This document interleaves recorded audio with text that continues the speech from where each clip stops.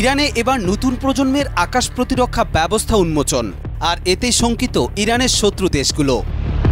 দিন দিন অপ্রতিরোধ্য গতিতে এগিয়ে যাচ্ছে মধ্যপ্রাচ্যের এই দেশ, আর তাতেই ঘুম উড়ে গেছে যুক্তরাষ্ট্র, ইসরায়েল সহ অনেক দেশের। ধারণা করা হচ্ছে খুব শিগগিরই সামরিক শক্তিতে স্বয়ংসম্পূর্ণ হয়ে উঠবে ইরান।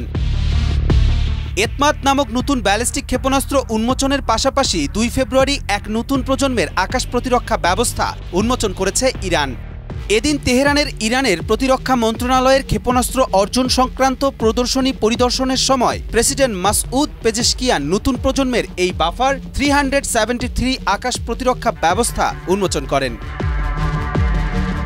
ইরানি সংবাদ সংস্থা মেহের নিউজের এক প্রতিবেদনে বলা হয়েছে, আকাশ প্রতিরক্ষা ব্যবস্থার এই নতুন সংস্করণে লঞ্চার, ট্র্যাকিং রাডার ও ফায়ার কন্ট্রোল রাডারকে একীভূত করা হয়েছে।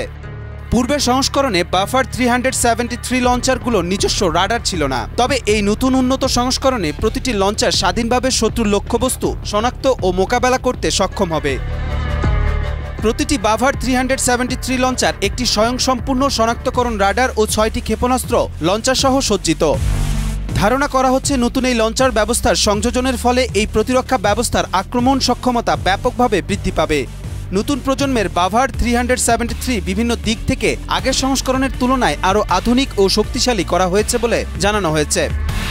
এর আগে এতমাদ নামক একটি নতুন ব্যালিস্টিক ক্ষেপণাস্ত্র উন্মোচন করা হয়, যার সর্বোচ্চ পাল্লা 1700 কিলোমিটার বলে জানানো হয়েছে। এদিন তেহরানে আয়োজিত এক অনুষ্ঠানে প্রেসিডেন্ট মাসউদ পেজেশকিয়ান এই ক্ষেপণাস্ত্রের উদ্বোধন করেন।